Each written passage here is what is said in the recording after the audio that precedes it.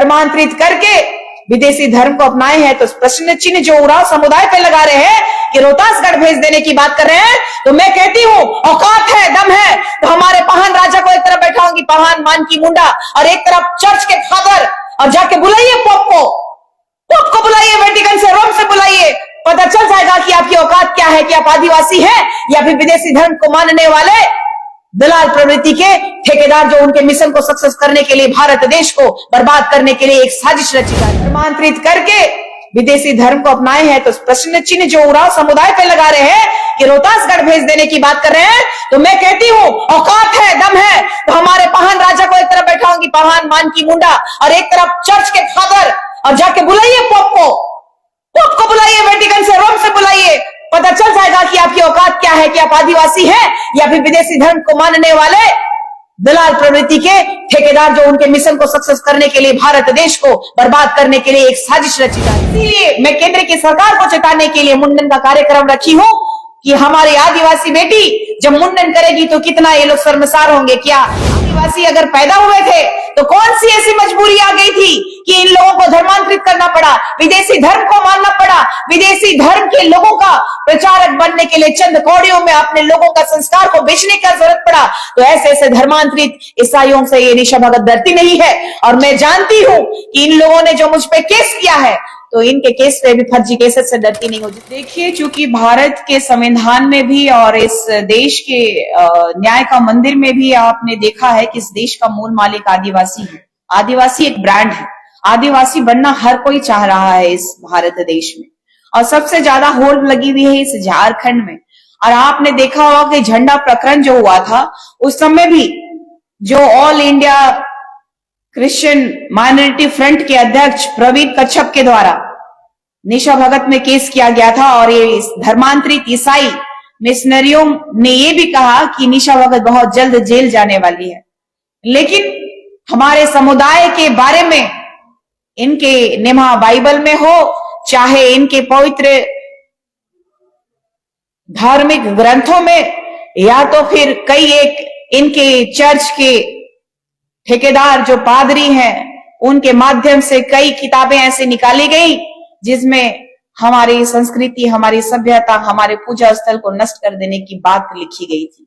मैंने इस पे भी केस मुकदमा किया है, और लगातार मुझे किस तरीके से इन लोगों ने लगातार गाली गलौज के माध्यम से, चाहे मारने का धमकी देने के माध्यम से, चाहे पुतला जलाने की बात की जाए, तो ये धर्मांतरित ईसाइयों के फेवर में जिनकी आप तरफदारी कर रहे हैं, तो हमारे समाज के भी कई ऐसे चंद ठेकेदार जो है मिशनरियों के हाथों में बिके हुए लोग हैं।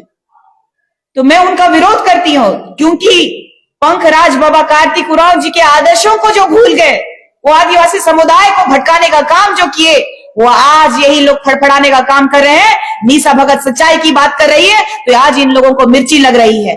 आज तक अपने समाज को बचाने का ठेका इन लोगों ने क्यों नहीं लिया? मंत्री रहे, विधायक रहे, लेकिन हमारे समाज को गुमराह करने का काम लगातार इन लोगों ने, आदिवासी ठेकेदारों ने आदिवासियों को गुमराह किया। इसी वजह से आज हमारी वास्तविक स्थिति ये रही है। आदिवासी समुदाय अब किसी से ठगाने का काम नहीं करेगा। आदिवासी समुदाय जाग चुका है, और किसी भी कीमत पर जो धर्मांतरित ईसाई हैं, जो माइनॉरिटी का लाभ ले रहे हैं, उन्हें आदिवासी आरक्षण का लाभ नहीं लेने दिया जाएगा। आर्टिकल 341 में जब एसी समुदाय को धर्मांतरित कर देने के बाद, अगर वो धर्मांतरण करता है ऐसे समुदाय, अगर मुसलमान बनता है, ईसाई बनता है, तो आरक्षण समाप्त हो जाएगा। तो आदिवासी समुदाय में क्यों नहीं? आदिवासी अस्मिता को लगातार हाशिए पे क्यों रखा जा रहा है? इसी का हम विरोध कर रहे हैं, डिलिस्टिंग का मांग कर रहे हैं, और आदिवासी समुदाय का जो रूढ़िवादी परंपरा को मानने वाले लोगों का जो आस्था है, उसको बचाने का काम हम कर रहे हैं। और क्वेश्चन है कि आप लोग हमेशा ये बोलते हैं कि पहला फुसला के किया जा रहा है, उनका धर्मांतरण किया जा रहा है, तो रैली से क्या फायदा होगा? जाके समाज में आप लोग जागरूकता फैला सकते हैं। रांची में आप महारैली करते हैं, तो इससे गांव को क्या लाभ मिलता है? गांव में जो रह रहे हैं आदिवासी समाज, उनको तक क्या मैसेज जाता है इससे? क्योंकि आज के समय में सोशल मीडिया का जमाना है, लेकिन सोशल मीडिया भी हमारे लोगों तक पहुंच नहीं पाता है। कई गांवों में नेटवर्क नहीं तो है। आपको लगता है कि वहां जाके उनको जागरूक करना ज्यादा जरूरी है? क्योंकि हमारे ये रैली का माध्यम भी होता है लोगों को जागरूक करने का, रैली का माध्यम भी होता है कि एक जनता को जगाने का और एक सरकार को जगाने का काम होता है। तो लगातार रैली के माध्यम से हमारा पूरा समुदाय को जगाने का काम हमारा समुदाय कर रहा है। और मुझे पूरा यकीन है कि हमारे गांव-गांव के लोग, मुझे लगता है जिस तरीके से हम लोग यहाँ शहर में बैठ करके जिस तरीके से उलगुलान किए हैं, हमसे कई ज्यादा उत्साहित गांव के लोग हैं और उनका भी मानना है कि हमारे समाज को बचाया जाए और हमारा समाज जो है रूढ़िवादी परंपरा को मानने वाला संस्कृति बच सके।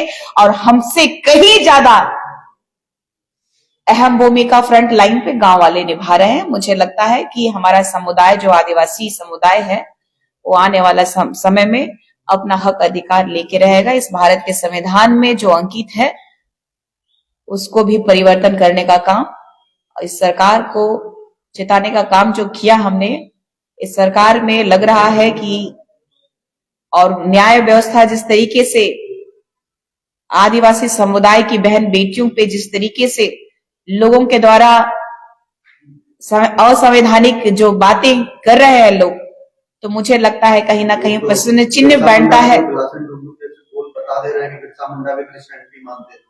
देखिए, ग्लाक्सन डुंगडुंग जो है आदिवासी समुदाय को गुमराह करने के लिए मिशनरीज के द्वारा एक मिशन चलाया जा रहा है। उस मिशनरीज का वो दलाल है, आदिवासी समुदाय को लगातार फेक न्यूज के माध्यम से गुमराह करने का काम कर रहा है। ये राज्य सरकार का उनमें संरक्षण है। ये राज्य सरकार जो आदिवासी हितैषी अपने आप को मानता है, तो ऐसे ही ग्लाक्सन डुंगडुंग जैसे जो मिशनरीज के दलालों को संरक्षण देने वाला ये वर्तमान का हेमंत सोरेन सरकार है। मैं केंद्र की सरकार को चेताने के लिए मुंडन का कार्यक्रम रखी हूं कि हमारी आदिवासी बेटी जब मुंडन करेगी तो कितना ये लोग शर्मसार होंगे। क्या आदिवासी बनने के लिए, आदिवासी अगर पैदा हुए थे तो कौन सी ऐसी मजबूरी आ गई थी कि इन लोगों को धर्मांतरित करना पड़ा, विदेशी धर्म को मानना पड़ा, विदेशी धर्म के लोगों का प्रचारक बनने के लिए चंद कौड़ियों में अपने लोगों का संस्कार को बेचने का जरूरत पड़ा।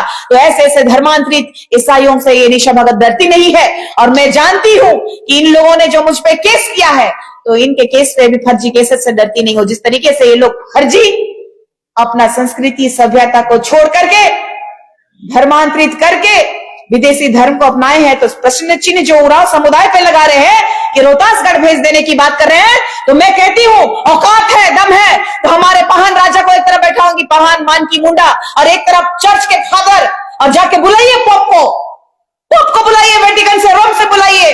पता चल जाएगा कि आपकी औकात क्या है, कि आप आदिवासी हैं या फिर विदेशी धर्म को मानने वाले दलाल प्रवृत्ति के ठेकेदार जो उनके मिशन को सक्सेस करने के लिए भारत देश को बर्बाद करने के लिए एक साजिश रची जा रही है। इतना ही कहूंगी कि होशियार रहिए, आने वाला समय में आप लोगों के मंसूबों को तोड़ने का काम एक केंद्र सरकार समिति करेगा। जय हिंद।